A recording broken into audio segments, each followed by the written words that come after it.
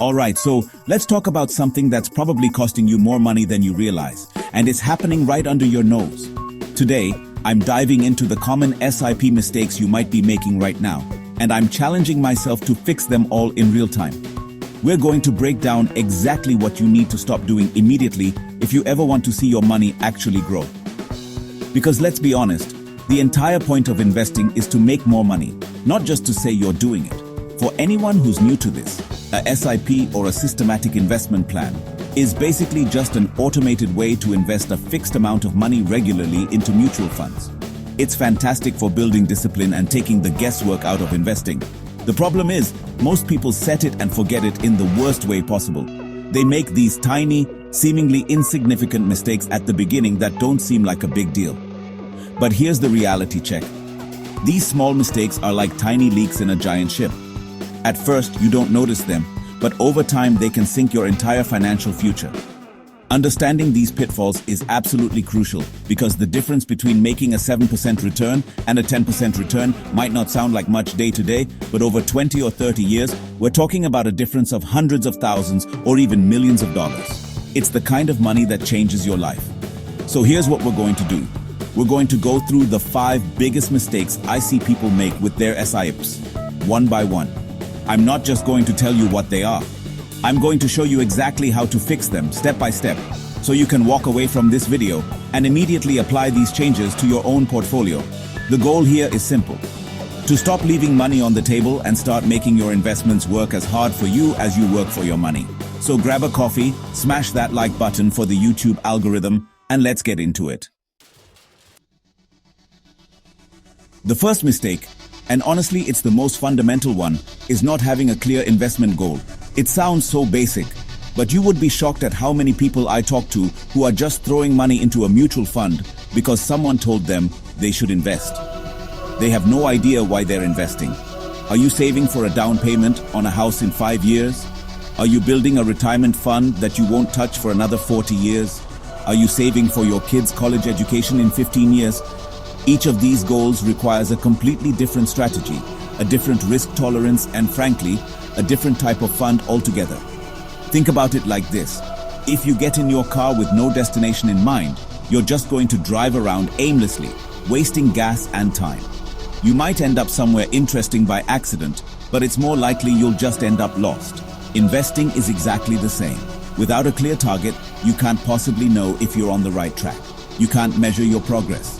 You'll be tempted to pull your money out during a market dip because you have no long-term conviction holding you in place. A goal is your anchor.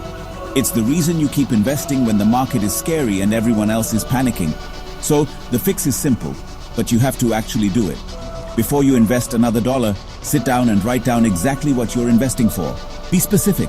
Don't just say for retirement. Say, I want to have $2 million by the time I'm 65. Don't just say for a house. Say, I need a $50,000 down payment in the next 7 years.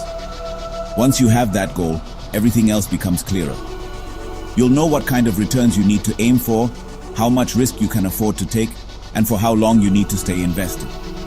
This single step will prevent you from making poor emotional decisions down the line. Alright, this next one is where the numbers really start to matter. Choosing the wrong investment scheme. This usually happens in one of 2 ways. First, people get lured into funds with really high expense ratios. An expense ratio is basically the fee the fund company charges you every year to manage your money. It's expressed as a percentage, and it might seem tiny, like 1.5% or 2%. You might think, what's 2%? Well, that 2% is charged every single year, whether the fund makes money or loses money. It comes directly out of your returns, and it compounds against you over time. Let me put this in perspective. If you invest in a low-cost index fund with an expense ratio of, say, 0.1%, and another person invests in an actively managed fund with a 2% expense ratio, the difference is massive. Over 30 years, that seemingly small 1.9% difference could cost you literally hundreds of thousands of dollars in lost growth. It's the single biggest, most controllable factor in your investment returns. You can't control the market, but you can absolutely control the fees you pay.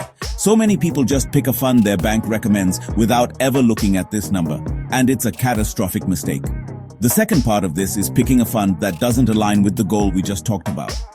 If your goal is a down payment in 3 years, you should absolutely not be in a high-risk, small-cap equity fund. You need something more stable, maybe a debt fund or a hybrid fund. Conversely, if you're 25 and investing for retirement, being overly conservative in a low-return debt fund means you're leaving a massive amount of potential growth on the table. The fix here is to do your homework. Look for funds with low expense ratios, ideally under 0.5% for index funds. Then, make sure the fund's investment style, whether that's large cap, small cap, debt or equity, matches your timeline and your risk tolerance. Don't just chase past performance. Understand the fundamentals of the fund itself. This is the mistake that probably destroys more wealth than any other. It's the temptation to try and time the market. This is when you think, oh, the market seems a little high right now. I'm going to pause my SIP and wait for it to drop. Or even worse, the market is crashing. I need to stop my SIP and sell everything before it goes to zero. These decisions are almost always driven by emotion, either greed when the market is up or fear when it's down. And let me be perfectly clear, it is a losing game. No one, not even the most brilliant investors in the world, can consistently predict short-term market movements. The entire point of a systematic investment plan is to take this emotional guesswork out of the equation.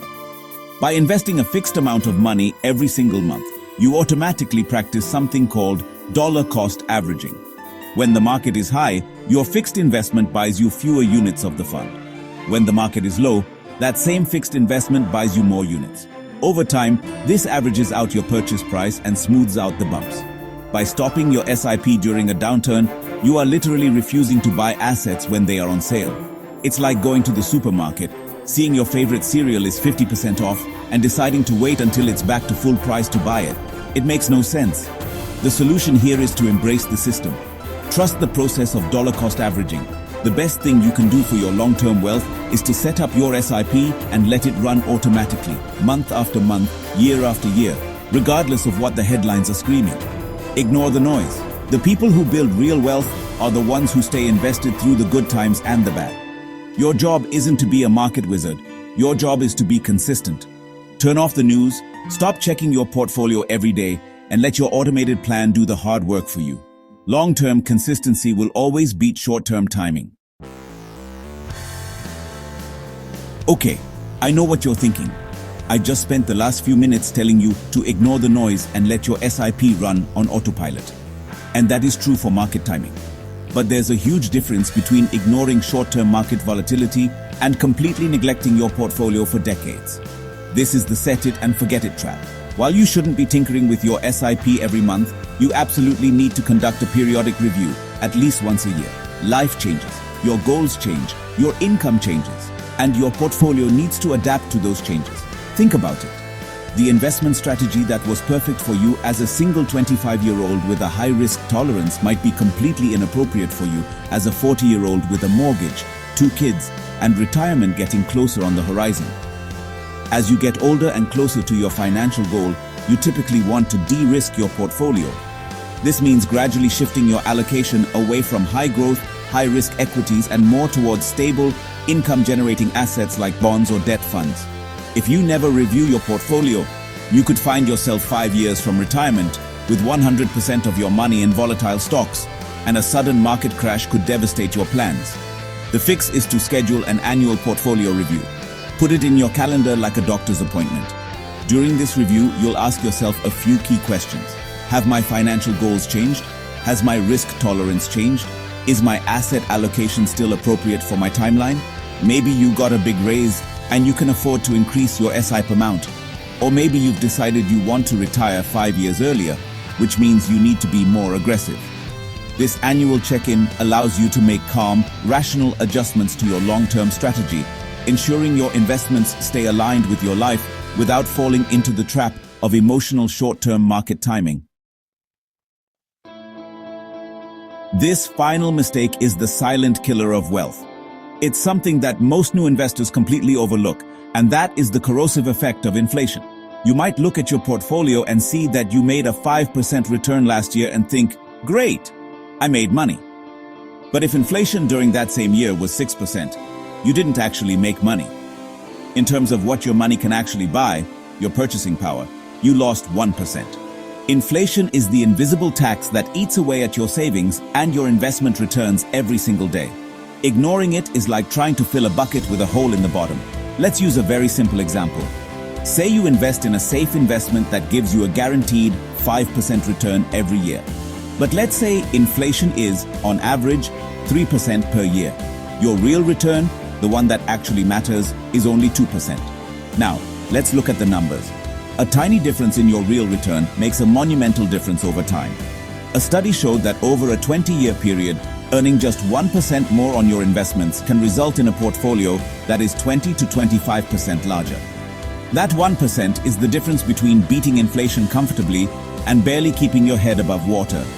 The fix is to always think in terms of real returns. Your goal isn't just to make a positive return. It's to make a return that significantly outpaces the rate of inflation. This is why, for long-term goals like retirement, holding too much cash, or investing in overly conservative instruments can be so dangerous. You're guaranteed to lose purchasing power over time. You must invest in asset classes like equities that have a historical track record of beating inflation over the long run. When you're evaluating a fund or your portfolio's performance, always subtract the current inflation rate from your return. That's your true score. Don't let inflation silently steal your future.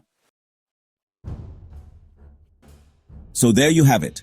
The 5 most common and most costly SIP mistakes that could be holding you back from building real wealth. We covered everything from setting clear goals and picking the right funds to avoiding market timing and, most importantly, fighting back against inflation. Remember, the key to successful investing isn't about being a genius or timing the market perfectly. It's about being disciplined, avoiding unforced errors, and consistently applying a sound strategy over a very long period of time. The changes we talked about today are simple, but their impact on your financial future will be enormous. Now I want to hear from you. What's the biggest SIP mistake you've made? Or what's one piece of advice that really clicked for you today? Drop a comment down below and let's start a conversation. Sharing our experiences is one of the best ways we can all learn and get better together. Your story might be the exact thing someone else needs to hear to get on the right track. And if you found this video helpful, do me a huge favor and smash that like button. It really does help the channel reach more people who need to hear this message. And finally, if you've mastered these basics and you're ready to take your investing game to the next level, you're going to want to watch my next video. I'm going to be diving into more advanced investment techniques like how to properly rebalance your portfolio, tax loss harvesting, and how to analyze specific funds beyond just the expense ratio. It's the perfect next step on your journey to financial independence. So make sure you're subscribed with notifications on so you don't miss it. Thank you so much for watching, and I'll see you in the next one.